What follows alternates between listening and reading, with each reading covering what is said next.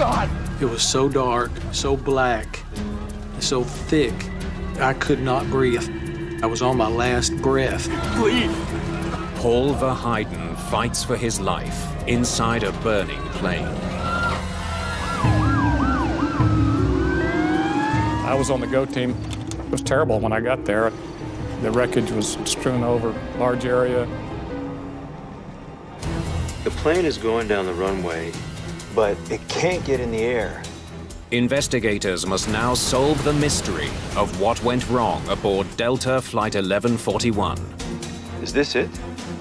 It won't be easy. This FDR is outdated. It makes it difficult when you don't have many parameters to work with. It will require all their insight, expertise, and determination. We had to do a lot more digging.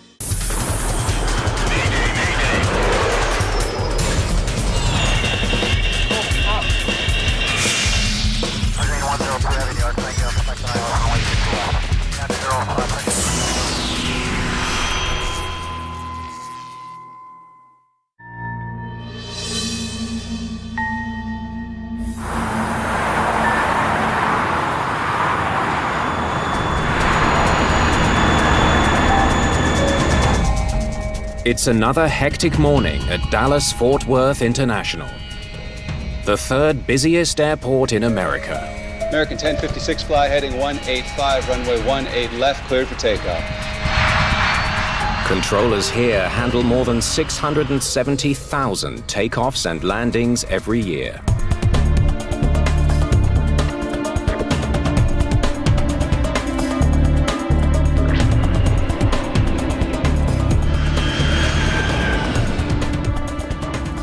Push off of 15, let's go tail straight back. Prepare to taxi, call me when you're ready.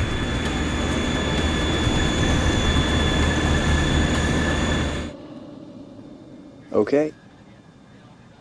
Brakes off and tail straight back. Roger.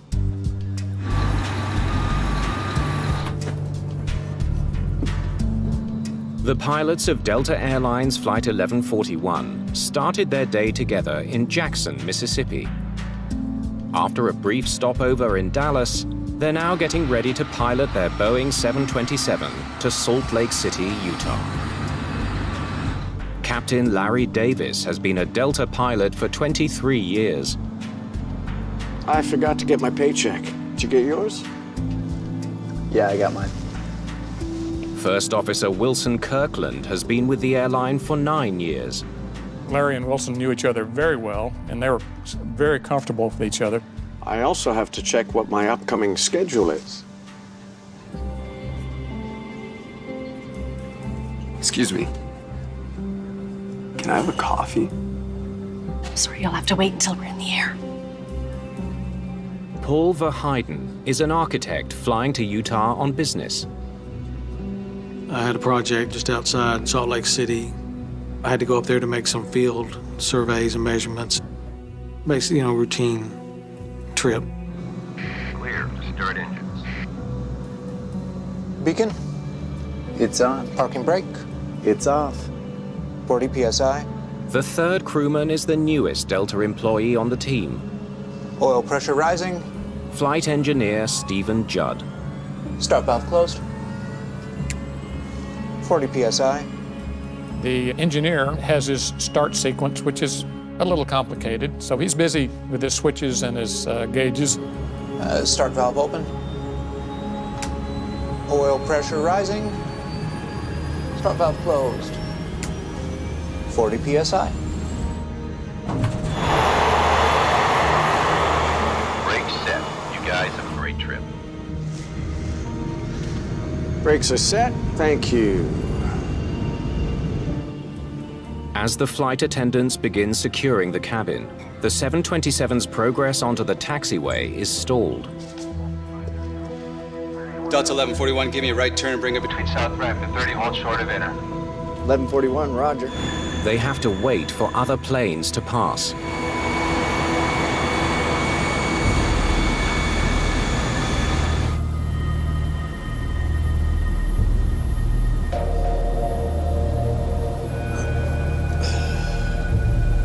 Hopefully we'll get out of here while we still have teeth in our mouths. Grow and grade the South Ramp. That's Delta 1141. I guess we should shut down engine number 3. Save a few $1,000s. Shutting down one of the 727's 3 engines will save fuel while they wait. Ask him to give us a 2-minute warning to start our engines. Okay. I should have brought something else to read. Maybe finish this before we get off the ground. It's very common to be trapped on a taxiway for long periods of time. Frequently, it's 10, 20, 30 minutes on the taxiway, especially during the big push at the big airports where they schedule the airplanes to go out at the same time. Dixie Dunn is a senior flight attendant with more than 30 years in the job. Gentlemen, how's it going in here? We're gonna go all the way down there, and once all those planes are gone, we can go too. What kind of birds are those? Egrets, or whatever you call them. Are they? Think so. They're cousins to the ones by the sea.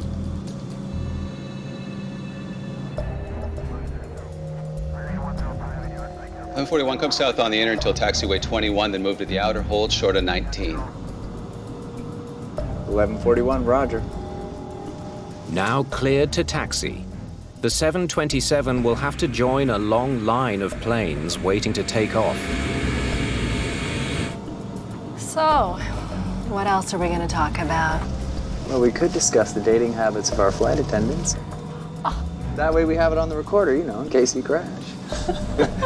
We gotta leave something for our wife and children to listen to.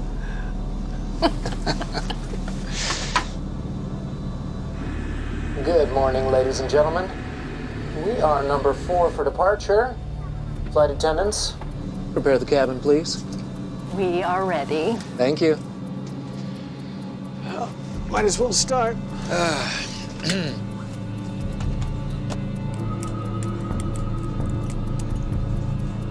40 PSI. Number 3. Start valve open. In preparation for takeoff, the pilots restart the 3rd engine. As the air traffic controller juggles the many flights he's handling this morning, he spots an opportunity to get Delta 1141 back on track. 1141, taxi to position, runway 18 left and hold. Okay, 1141's position and hold. It's an unexpected but welcome change of plans. Instead of having to wait for 3 other planes to take off, Delta 1141 is told to move to the head of the line. Shoulder harness, they're on. Flaps, 1515 green light. Flight control, tops and bottoms checked. Nav instruments, they're set.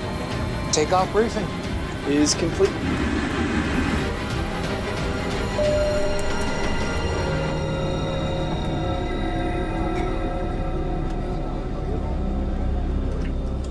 Oh, finally. Delta 1141, fly heading 185, runway 18 left, cleared for takeoff. 1141, 185, cleared to go.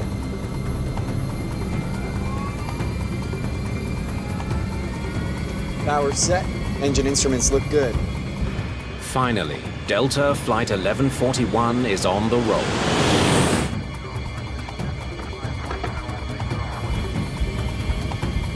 Before we took off, it was pretty normal. Don't remember anything unusual. Airspeed's coming up on both sides. The most difficult part of being an airline pilot 80 knots. is that last 5 seconds before the decision speed. Tension grows up to that moment. VR. V2. Something's wrong. They can get engine field. As the plane got off the ground, it kind of dipped, and then it kind of went up, and then there was a big bang. It kind of tilted one side and then the other. We're not gonna make it. Full power. Captain Davis and First Officer Kirkland struggle to get their plane in the air. and then it just dropped.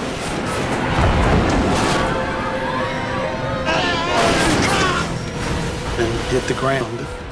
Shaking, shaking, and everything kind of flying around and people hollering and screaming.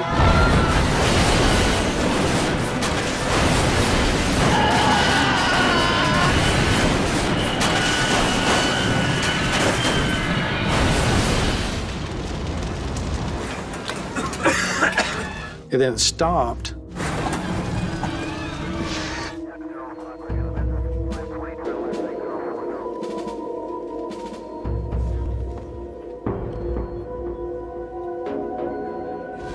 I thought, we have crashed. 108 people are now desperately trying to get out of a plane that's filling up with smoke and fire. Every passenger and crew member, including the pilots, on board Delta Flight 1141 have survived a crash on takeoff at Dallas-Fort Worth Airport. But now they're fighting for their lives inside the burning cabin. And then I looked over the aisle, there was all these people, and the cabin was filling with smoke and the fire I could see outside the window. I thought, I may not get off of this thing because all these people.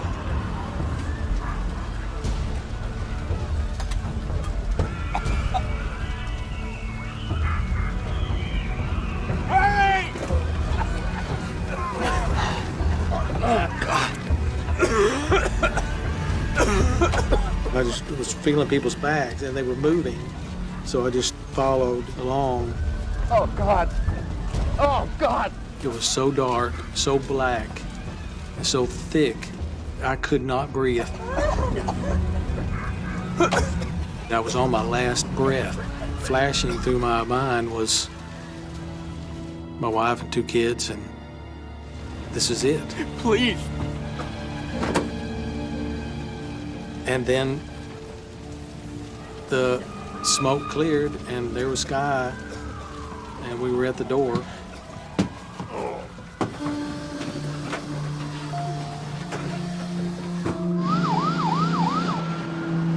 An airport rescue team is at the crash site in less than 5 minutes. News crews aren't far behind. I looked back and I could see tattered clothes and some blood on some of the stewardesses. Meanwhile, the plane was burning up. Along with the pilots, Paul Verheiden is one of 94 people who make it off the burning plane alive. 14 others, including flight attendant Dixie Dunn, die, unable to escape the smoke and flames. Something that I realized was life is not guaranteed. None of us really know what's going to happen.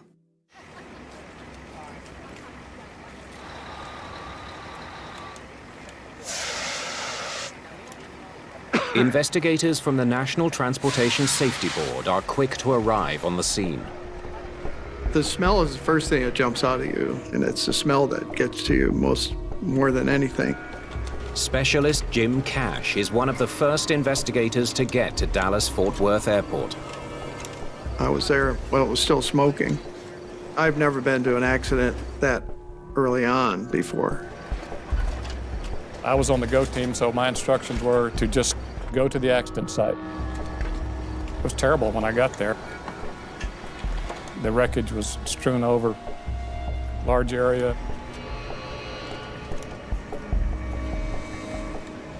Investigators begin examining the scorched remains of the Boeing 727. They need to understand why it failed to get airborne. It is a long runway. There was no weather at the time. There was no reason he shouldn't have gotten off. So we knew there was something wrong with either the airplane or configuration. Now we're getting somewhere. Within hours, workers recover the plane's black boxes and send them to an NTSB lab. Make sure you get those to DC ASAP. The flight data recorder or the cockpit voice recorder are the most important things. Both of them provide pieces to the puzzle that the investigators need to kind of get the whole picture of what's going on.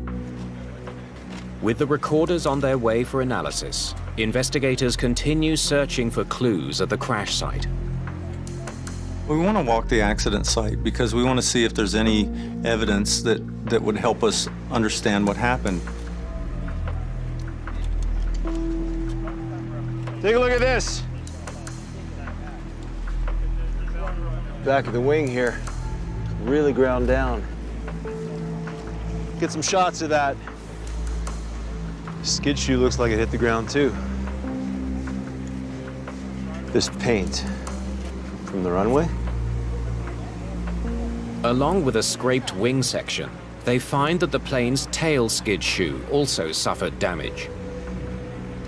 On the Boeing 727, it has a tail skid in the very aft part of the fuselage. And it's a little metal shoe that rides below the fuselage in case the airplane's nose is rotated up too high. You would actually hit this tail skid before you would hit the bottom of the fuselage. Let's find out where it hit. What we're really interested in is what was going on before the airplane got to its final resting point.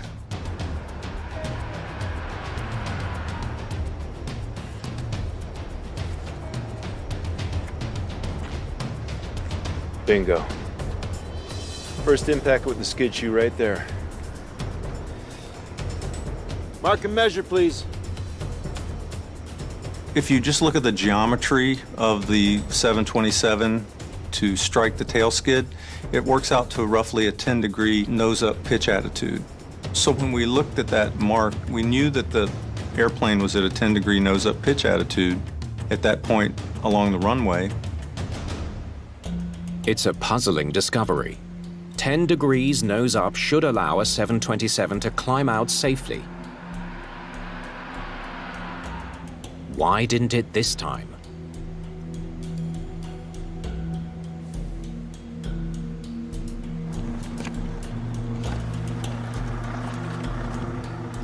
Looks like we have a match. Wingtip there. Fiberglass navlet beside it. Fact number 2. We found where the right wingtip had actually struck the runway, and it had deposited quite a bit of aluminum along a segment of the runway. And so that told us that there was a problem as far as the attitude of the airplane. Okay, let's take some measurements. Get this runway open. We knew that the pilot was having some kind of controllability problem at that point. Okay, so the plane is going down the runway. It can't get in the air. Its tail starts to drag, and the right wing hits the ground. As they wait for crews to recover all the aircraft wreckage, investigators try to eliminate as many possible causes for the failed takeoff as they can. What was the weight of the plane? One of the critical things for departure of an airplane is to get the weight calculated. If the calculations are wrong, say 2,000 to 3,000 pounds, the airplane may rotate, but it may not fly. The actual weight was 157,683 pounds. Well below maximum. Records show that Flight 1141 was 18,000 pounds below its maximum takeoff weight, well within the limits for the runway at Dallas. Okay, so if weight wasn't an issue, maybe they had a fuel imbalance. Let's check the fuel logs. The Boeing 727 is equipped with 3 fuel tanks. By managing how the fuel is consumed during flight, the pilot is able to properly balance the aircraft. Initial information that our guys got was that there might have been a fuel imbalance, that the refueling numbers were a little bit confusing. If the 727 was fueled improperly, it may have been dangerously unbalanced on takeoff. If there was more fuel in the right wing, that might account for the right wing scraping the runway that we saw in the accident. So we go check the refueling records to see how many pounds, how many gallons of fuel were put on. When they run the numbers. So what do we got? It's all fine. No imbalance in the fuel tanks. They can find nothing out of the ordinary. The weight and balance was correct. It was not a factor in the takeoff accident. It's another dead end.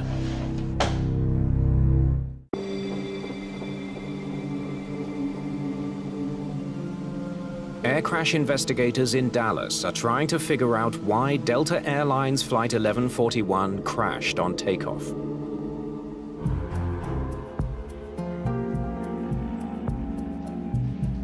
There was a lot of traffic at Dallas-Fort Worth. We could be looking at a wingtip vortex. Wingtip vortices are spirals of air that trail off the tips of an airplane's wings. The heavier the plane, the bigger the vortex. These tornado-like winds can sometimes be strong enough to pose an invisible hazard to other planes. One of the things that can cause an accident on takeoff, such as 1141, is if it's behind another aircraft and it happens to encounter the wingtip vortices, fly into those, it can upset the airplane. Did the plane in front of Delta 1141 create dangerous vortices? Was Flight 1141 cleared for takeoff too soon, bringing it too close to the plane ahead? Air traffic records show that the plane that took off just before Flight 1141 was Delta Airlines Flight 1486, another Boeing 727. They get takeoff clearance at 8:59:17. In this case, we did calculate the probable location of the wingtip vortices for the airplanes that were nearest to the accident airplane. By then, the other Delta plane was off the ground and already 7,000 feet ahead of them. Investigators know that the minimum Federal Aviation Authority requirements for separation between flights is 6,000 feet. We found that even assuming the vortices stayed as strong as they could possibly stay and that they moved in a manner that put them as close as possible to the accident airplane, that they would still be a significant distance away from the accident aircraft. More than enough clearance. So, it wasn't wingtip vortex. We determined there was no effect of the wake vortex on this airplane to cause it to crash. Excess weight, fuel imbalance, and wingtip vortices. 3 potential causes are now off the table. The failed takeoff of Delta 1141 is still a mystery. Hey, take a look at that photo.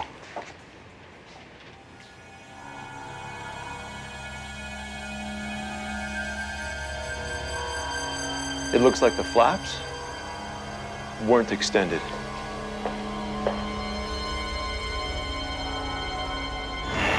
All commercial airliners must have their wing flaps extended for takeoff. Without the flaps, the wings cannot generate enough lift to carry the plane skyward. We had to do a lot more digging. Investigators now have their hands on critical performance data, the readouts from the plane's flight data recorder. They hope these can confirm their suspicion that the flaps on this flight were not extended on takeoff.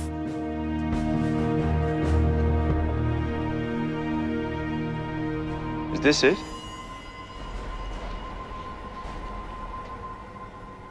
But as they scan the numbers, they soon realize the data they need simply isn't there. This FDR is outdated. The flight data recorder is an older model, a Lockheed 109D. It captures very little information. The recorder is kind of basic and it just has your basic flight parameters, airspeed, altitude, heading, basic engine parameters. There's no information regarding the flaps at all. The data available can't help them prove the only working theory they have. It makes it difficult when you don't have many parameters to work with. We need to speak to the crew.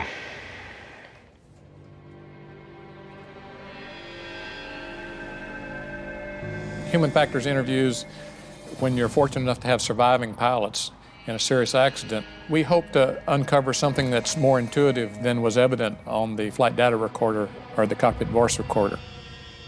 Investigators meet with Delta Captain Larry Davis and his lawyer, along with a representative from the pilots' union. Thank you for coming, everyone. As a Delta person, I was terribly embarrassed that we had let down the traveling public with this accident. So I can only imagine what the pilots of 1141 must have felt like. Must have been terrible.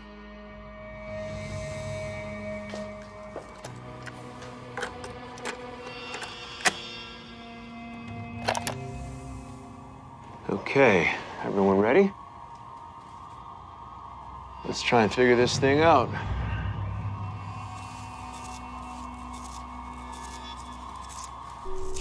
Part of the union rep's job is to defend the pilots from any unjust accusation. Now, Captain Davis, just tell me what happened. Back in the 80s, Airline Pilots Association had seen many of the investigations quickly dismissed as pilot error. Why would you want to blame it on the pilot? It's real simple. We're the cheapest guys to nail. If you had an engine or an airframe that was found to be at fault, airlines could go bankrupt, manufacturers could go bankrupt. The price would be untold billions. Nail a pilot, and he goes away, and case over. We've been waiting for some time, trying to get permission to taxi. Hopefully we'll get out of here while we still have teeth in our mouths. Growing gray at the South Rand. That's Delta 1141.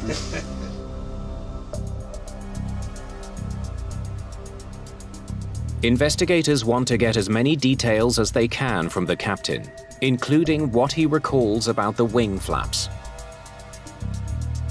Lots of traffic waiting to get out. Definitely a hurry up and wait kind of day. Now, do you remember if you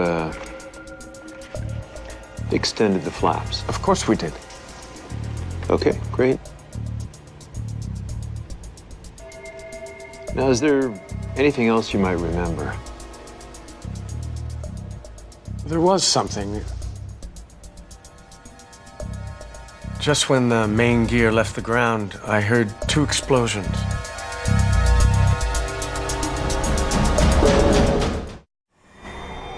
A revelation from the captain of Delta Flight 1141 about hearing explosions on takeoff takes the investigation in a new direction.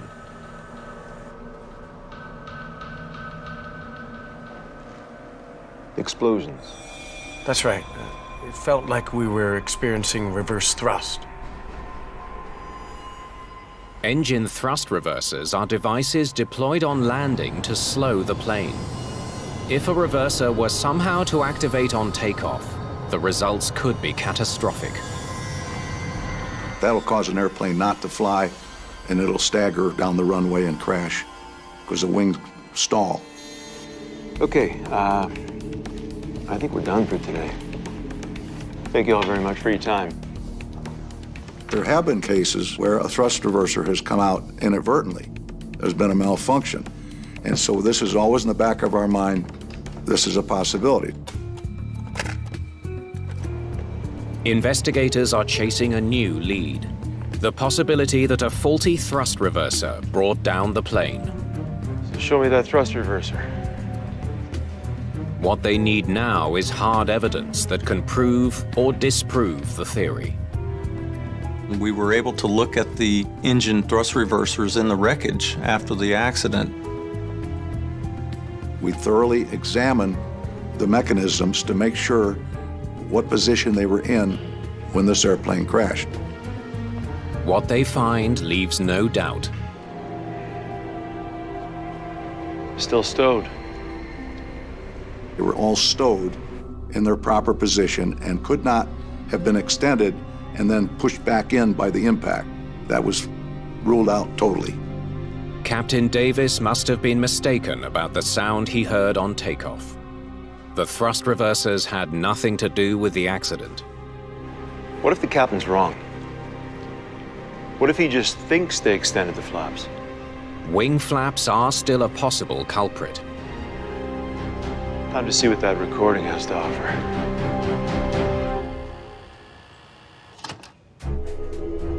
Crash site wreckage suggests the 727 may not have been properly configured for takeoff. Okay, you ready? But is there anything on the recording that can back up that theory? I forgot to get my paycheck. Did you get yours?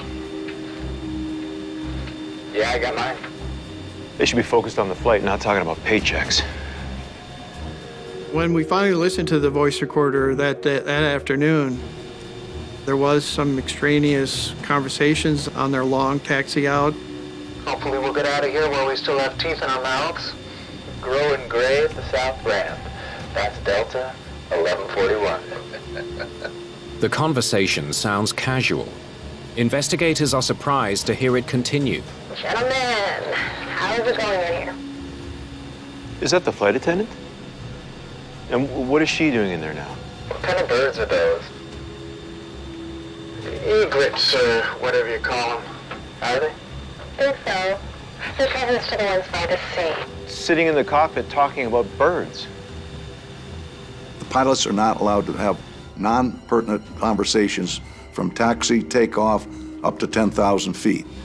In this case, we were pretty amazed at the lack of discipline in the cockpit during taxi prior to takeoff. That way we have it on the recorder, you know, in case we crash. We gotta leave something for our wife and children to listen to. Good morning, ladies and gentlemen. We are number 4 for departure. Flight attendants. Prepare the cabin, please. We are ready. Thank you. So far, they've heard nothing about the flap configuration. But what they hear next is another surprise.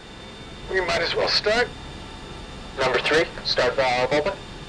1141 taxi to position runway 18 left and hold. Okay, 1141's position and hold. Hold up a minute, stop. Here's where the controller bumps them into first position, and they've just restarted the engine. They're gonna have to rush to get airborne. In the course of about 90 seconds, they were to start the engine, finish the taxi checklist, do the before takeoff checklist, and take off. That's a rush. Play it. Were the pilots so rushed that they overlooked an essential item on their checklist, extending the flaps? Investigators need to know if the pilots of Delta Flight 1141 missed a critical item on their takeoff checklist. Shoulder harness. They're on. Flaps. 15 green light. Wait, stop. Clear as day. Flaps extended to 15 for takeoff. What's going on here? So they did get a little rush there, and it was attributed to having the flight attendant in the cockpit and the casual conversations that were going on. And they hit all the items on the checklist. You could go right down the checklist, and they got them all. Once again, the no flaps theory is in question. But investigators may have a way to resolve the flap issue once and for all. Let's dig up the jack screws. Oh, perfect. A device called a jack screw is an integral part of the flap system.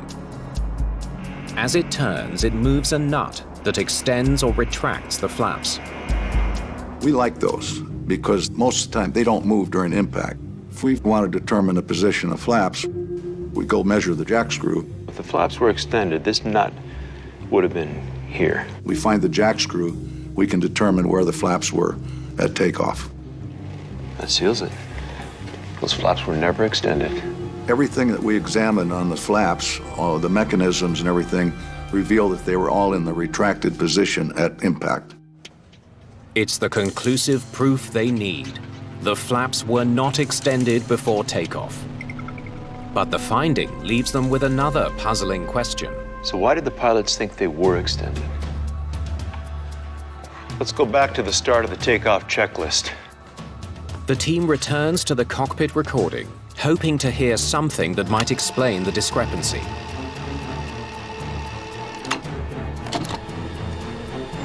Shoulder harness. They're on. Flaps. 1515 green light. Flight controls. Tops and bombs are checked.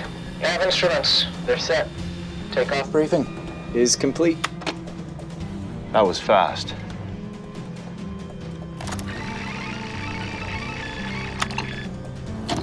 Shoulder harness.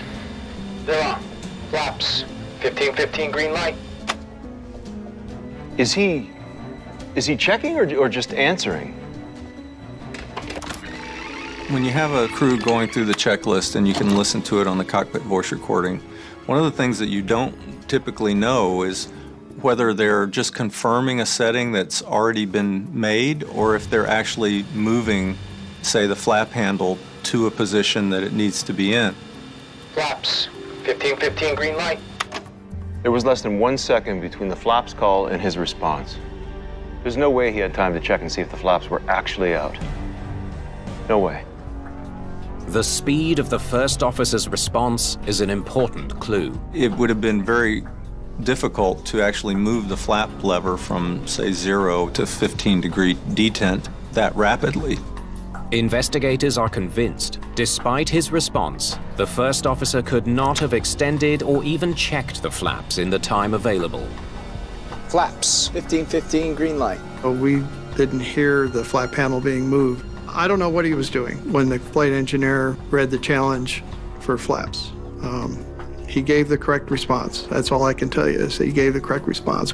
You have to be totally focused on the task at hand. If you're doing the checklist in the middle of other conversations that aren't related to operating the airplane, then it's easy to get distracted and it's easy to miss things. The mystery of the flaps is finally solved. A rushed checklist led to the Delta pilots thinking that their plane was ready for takeoff when it was anything but. They probably didn't know, in a true sense, that they forgot. It wasn't intentional, that's for sure, and they just overlooked it. For investigators, there's still one critical question. The takeoff warning would have gone off.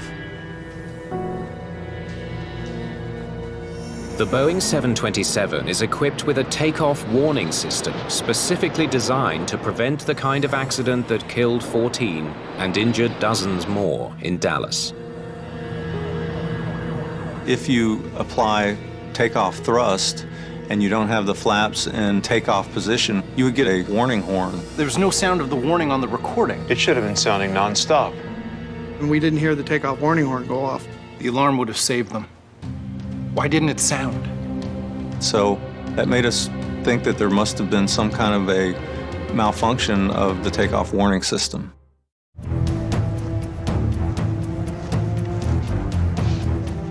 The NTSB wants to know why a critically important takeoff warning system failed on Delta Flight 1141. Let's see what happens.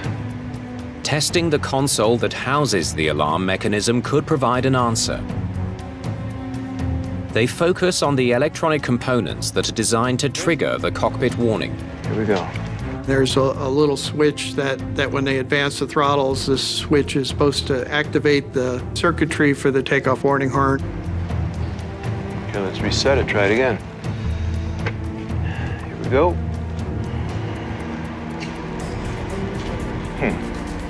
So it only works sometimes. What gives?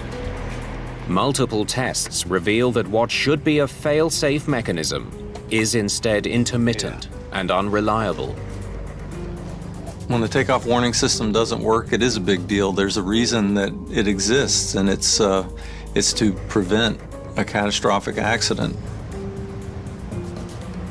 Look at this. They find the reason for the failure on the terminals of the alarm mechanism: corrosion. And this. They were able to determine that it was the switch on the throttle quadrant that, when you advance the throttles, didn't activate the system properly. If that button slipped off, the alarm wouldn't have sounded. The switch failed, and thus there was no oral warning. So it was a technical failure that happens extremely rarely, and unfortunately, they needed it that day. Investigators finally know what happened to Delta Airlines Flight 1141. So, it's now 8:58 a.m. Flight 1141 is lined up behind 4 other planes on the taxiway. The Delta crew breaks cockpit protocol while awaiting their turn to taxi. 1141, 185, cleared to go.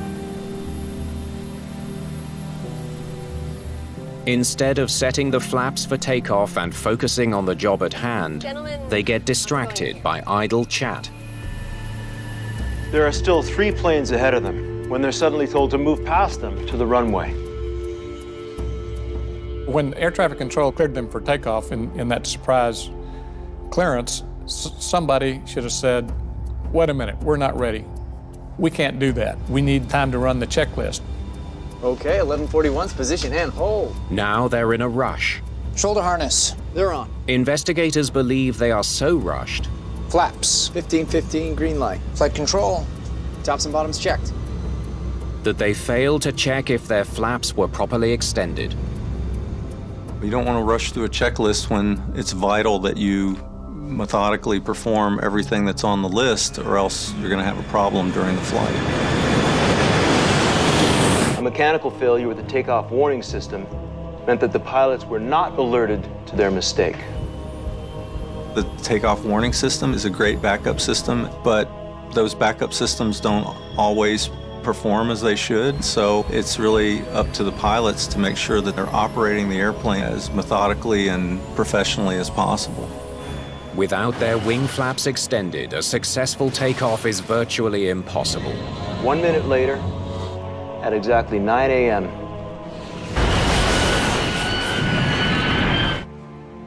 the plane crashes. Following the crash, Captain Larry Davis and First Officer Wilson Kirkland both lose their jobs at Delta. For many of the 94 survivors, including Paul Verheiden, what happened at Dallas-Fort Worth that day remains the most traumatic experience of their lives. 29 years later, it still is like it was yesterday it happened, and it still causes me to really appreciate given the opportunity to survive something like that. The NTSB concludes that a combination of pilot error and mechanical failure doomed Flight 1141. Their final report calls for changes to cockpit procedures. They recommend that each crew member visually confirm the execution of all checklist items to help ensure that none are missed. They also call for a study of the reliability of the takeoff warning system in all Boeing 727 models. The reason airplanes are so good today are because of these accidents. The job of the NTSB is to look at the mistakes that people have made in the past and make recommendations to keep this stuff from happening again. The lessons learned from this accident on cockpit discipline, proper training, proper leadership by the captain, that was positive. There are a lot of important things came out of this accident, improvements in aviation safety.